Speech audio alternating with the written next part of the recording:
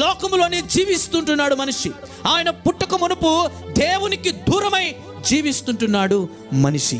మనం ఎంత దూరం ఉన్నప్పటికీ, ఎంత పాపము చేసినప్పటికీ, ఎంత రోతగా బ్రతికినప్పటికీ, దూరం అయిపోయినప్పటికీ కూడా దేవుడు మనల్ని ప్రేమించాడండి. యోహాను సువార్త 3వ అధ్యాయము 16వ వచనములో మనం గమనించినప్పుడు దేవుడు లోకమును ఎంతో ప్రేమించాడట.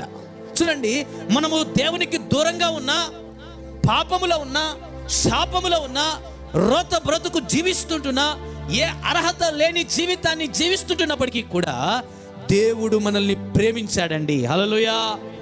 ఆ మనుషుణ్ణి నేను విడిచిపెట్టకూడదు, నేను రక్షించుకోవాలి, నేను కాపాడుకోవాలి, వారిని మళ్ళీ నా వారసులుగా చేర్చుకోవాలి, నాకు బిడ్డలుగా మార్చుకోవాలి అని ఒక రక్షకుణ్ణి ఈ లోకానికి పంపించాడండి. ఆ రక్షకుడే శిశువుగా మన కొరకు ఈ లోకములో పుట్టాడండి.